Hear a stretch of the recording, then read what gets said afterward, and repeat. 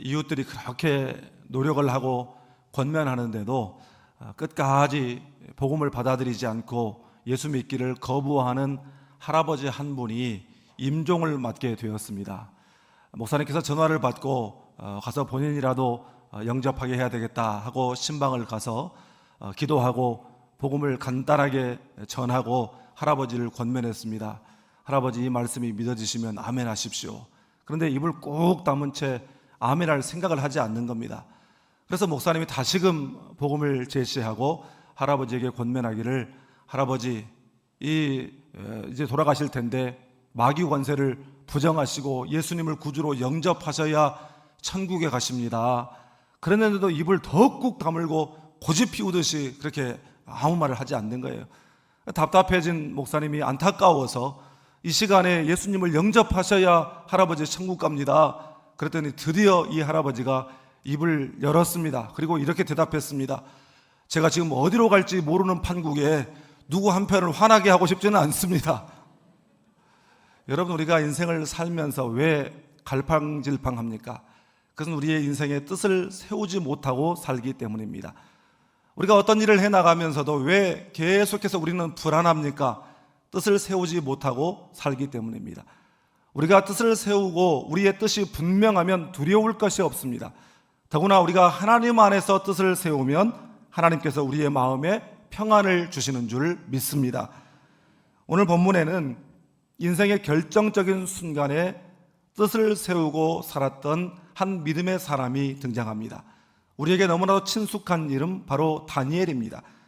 오늘 본문의 시작은 1절 말씀에 유다왕 여호야김이 다스린 지 3년이 되는 해에 바벨론 왕 느부갓네살이 예루살렘에 이르러 성을 에워쌌다, 이렇게 말하고 있습니다. 이 여호야김 재위 3년째 일어났던 이 일은 역사적으로 주전 605년에 있었던 바벨론의 유다 1차 침공의 사건을 말하는 것입니다. 바벨론이 유다를 총 3차례에 걸쳐서 침공하고 마침내 3차 침공 때에 유다가 완전히 무너지고 멸망을 당하게 되지요.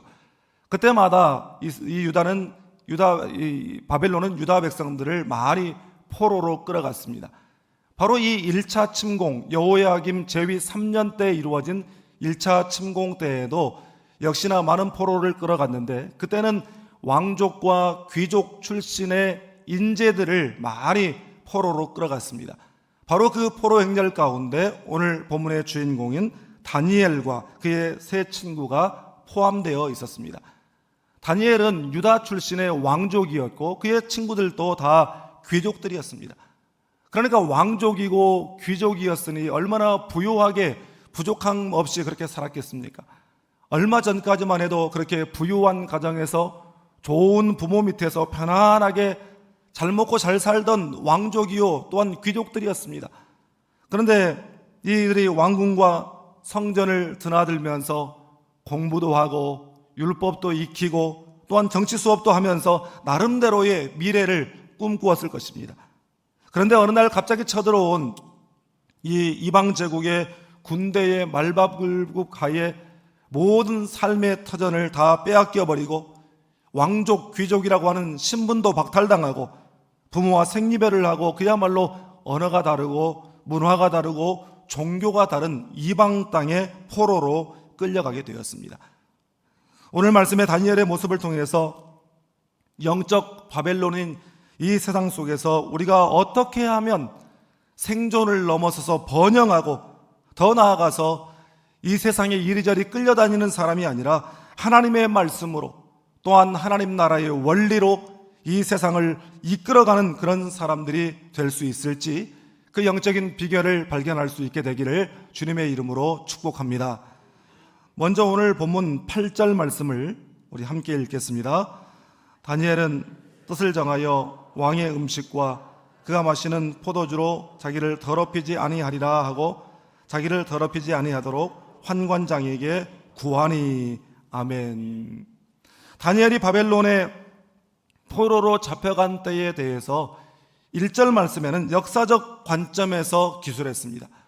그런데 본문 2절 말씀을 보면 동일한 상황을 전혀 다른 차원에서 기술하고 있는 것을 볼 수 있습니다.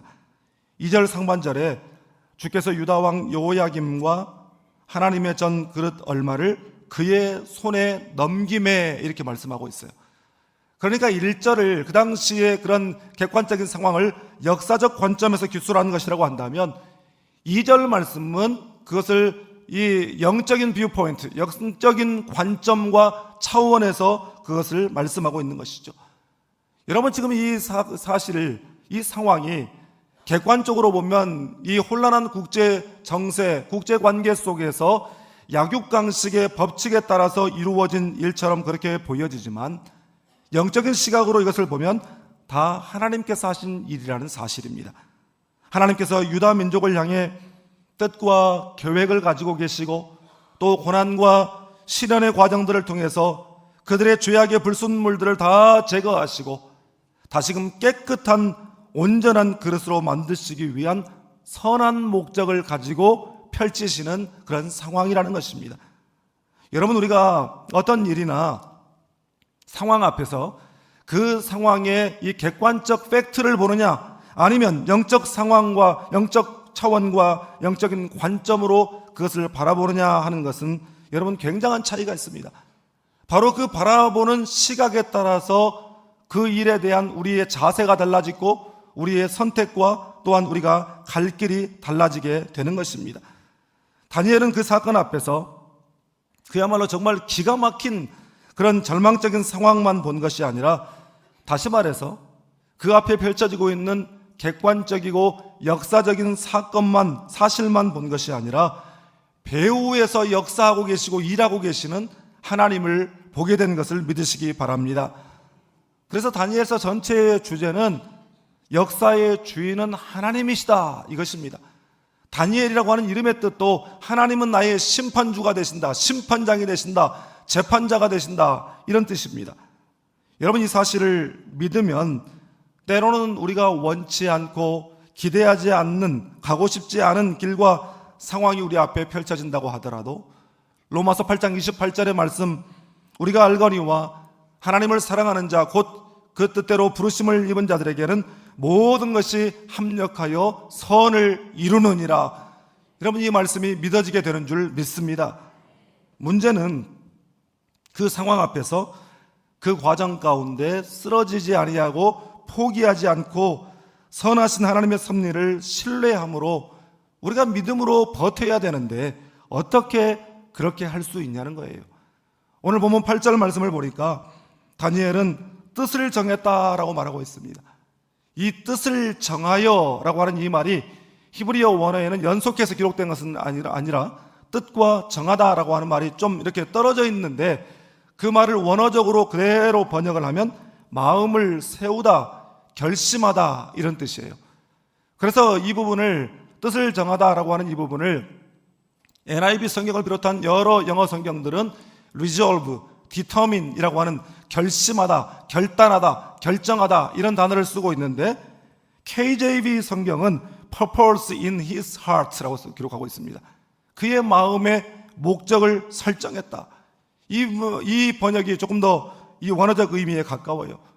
그러니까 오늘 이 본문에서 뜻을 정했다라고 하는 것은 단순한 마음의 결심을 했다라고 하는 그런 의미를 넘어서서 하나님 안에서 바른 목적을 설정했다라고 하는 그런 뜻인 것입니다. 여러분, 이것은 사실 왕이 하사한 음식을 먹고 안 먹고의 문제, 우상 제물로 올라갔던 그 음식을 먹고 안 먹고의 문제가 아니라 이 이방 우상 문화의 한복판에서 하나님 세상의 화려함과 편리함에 동화되지 아니하고 나는 여전히 거룩한 하나님의 사람으로 살겠다라고 하는 영적 정체성에 대한 선포인 줄 믿습니다. 여러분, 영적 정체성이라고 하는 게 뭡니까? 외부적으로 다른 사람들이 나를 뭐라고 평가하는가, 뭐라고 보는가, 여러분 이것이 영적 정체성이 아니에요. 그렇다고 해서 내부적으로 그러면 나는 나를 누구라고 하는가, 이것도 영적 정체성이 아닙니다. 여러분, 올바른 영적 정체성은 하나님이 나를 누구라고 하시는가, 하나님이 나를 누구로 보느냐, 이것이 바로 올바른 영적 정체성인 줄 믿습니다. 다니엘이 이방 문화의 한복판, 그 세상 권세, 세상 권력의 중심에서 이처럼 자신의 영적 정체성을 당당하게 선포할 수 있었던 그 비결은 그가 어려서부터 그 부모로부터 철저한 신앙교육을 받았기 때문이었습니다. 여러분, 이 말씀 앞에서 여러분도 여러분의 자녀들에게 흔들리지 않는 십자가 복음, 보혈의 피 묻은 복음을 심어주시기를 주님의 이름으로 축복합니다.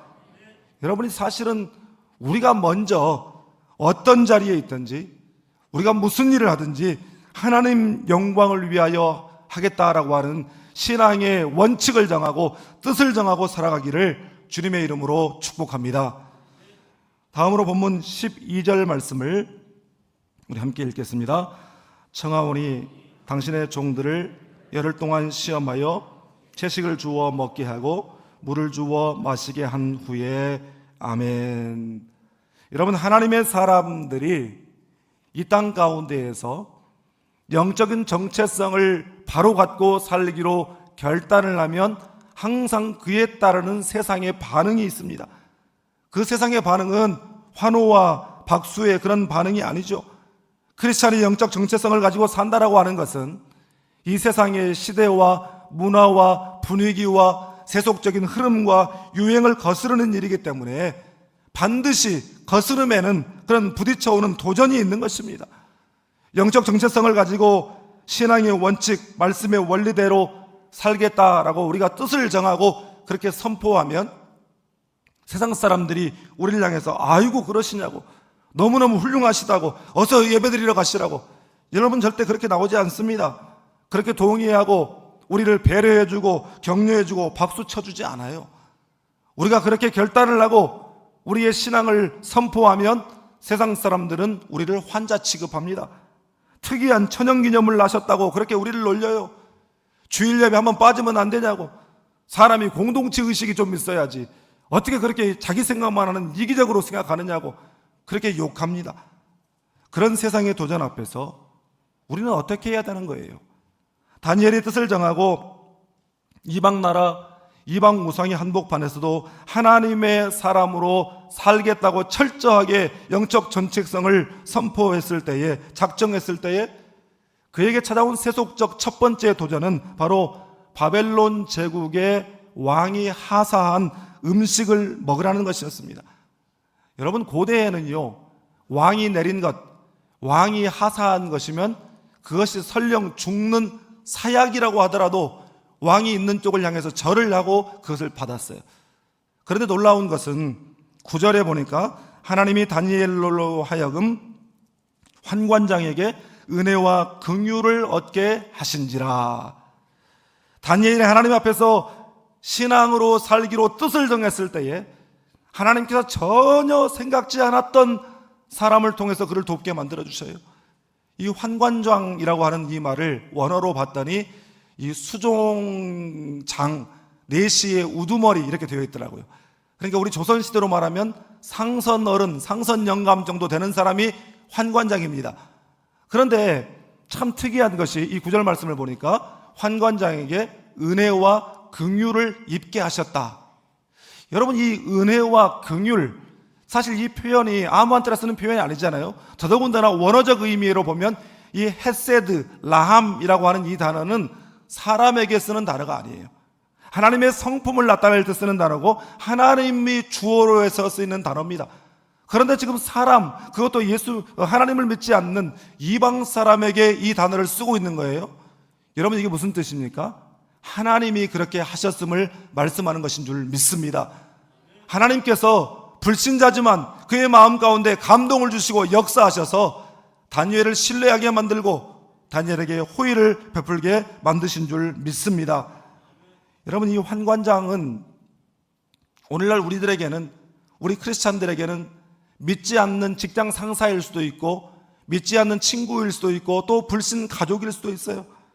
어떻게 보면 나한테 그런 사람이기 때문에 내가 그들 앞에서 나의 영적인 정체성을 드러내고 선포하고 내 신앙적 삶을 주장하거나 요청하기가 더 미안한 상황이 펼쳐지기도 합니다. 여러분, 그러나 우리가 평소에 예수 믿는다고 하면서도 전혀 삶에 보지되지 못하고 예수 믿는다고 하면서도 전혀 희생하려고 하지 않고 어려운 문제가 있으면 쏙쏙 빠져나가기나 하고 그렇게 한 것이 아니라 예수 믿는 사람이기 때문에 더 헌신하고 희생하고 섬기고, 예수 믿는 사람이기 때문에 더 정직하고 진실하고 신실하게 행하는 그 모습 때문에 하나님께서 그들의 마음을 감동시키셔서 그들이 오히려 여러분을 이해하고 여러분의 어려울 때 여러분을 변호해주고 또한 여러분을 도와주게 만들어주실 줄 믿습니다. 사랑하는 여러분, 세상과 또한 불신앙과 타협하지 않기를 바랍니다. 우리가 번번이 갈팡질팡 그렇게 무르게 나오니까 세상이 우리를 우습게 보고 사탄이 우리를 우습게 보는 것입니다. 우리 주님이 광야에서 그 사탄의 시험을 하나님의 말씀으로 물리쳤던 것처럼 정말 생존을 장담할 수 없는 그 상황 가운데서도 다니엘이 하나님의 그 약속의 말씀을 붙들었던 것처럼 여러분의 인생과 가정과 사업과 어떤 계획을 향한 하나님의 비전과 소망의 약속의 말씀이 있는 줄 믿습니다. 여러분, 아침마다 하루를 시작할 때에 하나님의 그 약속의 말씀을 소리내어 선포할 수 있기를 바랍니다. 세상에 여러 가지 도전들이 있지만 하나님의 권능의 말씀을 붙들고 이겨나가는 여러분 되시기를 주님의 이름으로 축복합니다. 마지막으로 본문 17절 말씀을 우리 함께 읽겠습니다. 하나님이 이 네 소년에게 학문을 주시고 모든 서적을 깨닫게 하시고 지혜를 주셨으니 다니엘은 그 모든 환상과 꿈을 깨달아 알더라. 아멘. 열흘간의 채식 시험의 결과는 15절에 열흘 후에 그들의 얼굴이 더욱 아름답고 살이 더욱 윤택하여 왕의 음식을 먹는 다른 소년들보다 더 좋아 보인지라. 더 아름답고 더 윤택하고, 이 아름답다라고 하는 표현에 나오는 이 원어는 토브입니다. 토브, 히브리어. 하나님이 창세기 1장에 이 토브라는 말이 7번 나오는데 천지 만물을 창조하시고 그것을 바라보실 때마다 뭐라고 그랬어요? 보시기에 좋았더라. It was good. 이게 토브입니다. 그리고 윤택하야, 더욱 윤택하다. 윤택하다라고 하는 말의 히브리어는 바리라고 하는 말을 쓰는데, 이 말을 대부분은 어떻게 번역하고 해석을 해놓았냐면 살이 찌다 이렇게 해석을 해놓았어요. 그래서 이제 설교자들이 이 부분을 설교를 하면서 아니 열흘 동안 채식만 했는데도 그냥 살이 포동포동 올라가지고 보기 좋았다 이렇게 해석을 합니다. 여러분, 그런데 그것은 반은 맞고 반은 틀린 이야기예요. 이 발이라고 하는 말은 어디서 파생된 말인지를 알면 다른 의미가 나옵니다. 발이라고 하는 이 히브리어는 히브리어 바라, 이 창세기 1장 1절에 브레시트 바라 엘로힘이라고 하는 히브리어가 나오거든요. 이 바라라고 하는 말이 창조하다 이런 뜻이에요. 거기서 파생된 말입니다. 그런데 바라는 창조하다라고 하는 뜻만 있는 것이 아니라 무슨 뜻이 있냐면 명확한 형태를 주다 이런 뜻이 있어요. 그러니까 그들의 얼굴이 너무 좋아 보이고 윤곽이 뚜렷해졌다 이런 뜻이에요. 열흘 동안 기도하면서 채식을 했더니 정말 그의 얼굴에서 건강미가 넘쳐 흐르고 보기에 참 좋았다 이런 의미가 되는 것입니다. 여러분, 사람이 돈이 있어도 참 없어 보이는 사람이 있는가 하면 돈이 없어도 있어 보이는 사람이 있어요. 다들 여러분 스스로 그렇게 생각하죠. 내 이야기하는 것 같다 생각하죠. 나는 여러분이 돈이 있고 없고를 떠나서 바벨론과 같이 하나님이 중심에 계셔서 여러분의 모습이 윤택해 보이고 있어 보이는 사람 되시기를 주님의 이름으로 축복합니다. 여러분, 석유왕이자 또 기부왕으로도 불리는 당시 세계 최고의 부자요 억만장자였던 존 D. 록펠러를 여러분 아실 것입니다. 이 록펠러가 50대 중반에 죽을 병에 걸렸어요. 그래서 세상에 그 어떤 의술로도 고칠 수 없고 그야말로 꼬챙이처럼 사람이 말라가지고 물 한 방울 넘길 수 없는 바로 그 상황 가운데 그가 남긴 유명한 말이 있습니다. 하루는 문득 창밖을 내다보았는데 노동자 한 사람이 열심히 땀을 흘리면서 일을 하고 있는 거예요.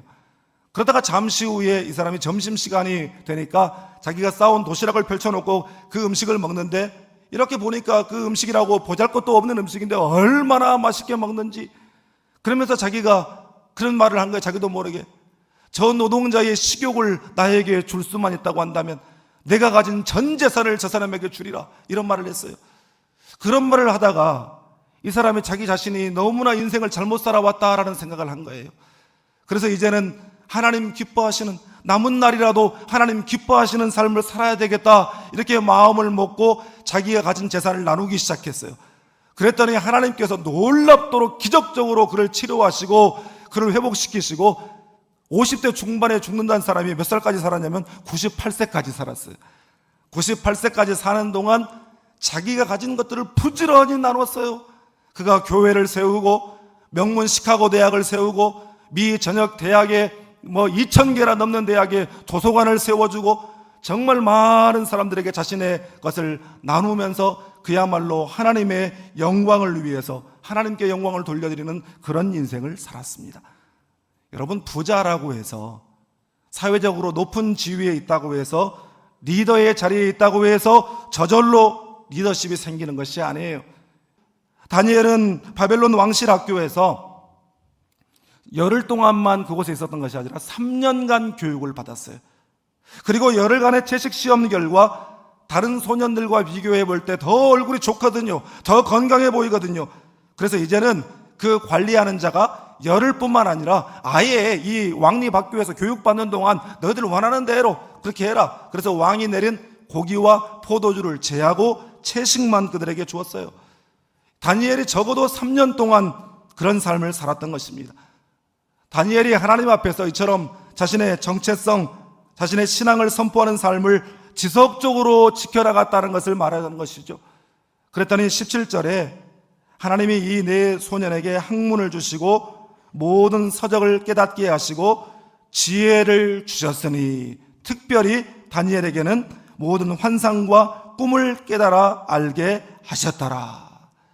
그렇게 믿음으로 살았더니 다니엘과 세 친구들에게 하나님께서 학문과 지식과 지혜의 축복을 주셨고, 다니엘에게는 거기다가 플러스해서 환상과 꿈을 깨달아 알게 하셨더라. 하나님의 비밀한 일들을 알게 하셨더라. 하나님의 비전을 보게 하셨더라. 이런 능력을 주신 것입니다. 여러분, 그래서 다니엘이 그곳에서 지도자가 되고 나중에는 총리의 자리까지 올라가서, 여러분 놀라운 게 뭔 줄 아세요? 다니엘이 바벨론의 포로로 끌려가서 1차 포로 귀환이 이루어지는 페르시아 시대까지 70년간 딱 거기서 산 사람이었는데, 이 다니엘이 여러분 왕이 바뀌고 왕조가 바뀌고 역사적인 소용돌이 가운데 제국의 역사가 바뀌는 와중에도 다니엘은 여전히 그 자리를 지키고 있었어요. 여러분, 이만큼 하나님께서 그에게 은혜를 주시고 그를 지켜주시고 그를 세워주시고 영적 리더십을 허락해 주신 줄 믿습니다. 사랑하는 여러분, 이 땅을 변화시키는 능력은 우리의 외모가 아닙니다. 우리가 소유한 어떤 외적인 파워가 아니라 바로 우리 안에 계신 예수 그리스도이신 줄 믿습니다. 질그릇 속에 담긴 보화와 같은 우리 예수님, 그분을 우리가 중심에 모시고 우리가 예수의 사람임을 선포하며 살아갈 때에 진정으로 세상 사람들에게 영적인 영향을 미치는 삶, 또한 영혼을, 생명을 주께로 인도하시는 그런 영혼의 리더십을 발휘하는 복된 삶을 살아가는 우리 모두가 될 수 있기를 주님의 이름으로 축복합니다.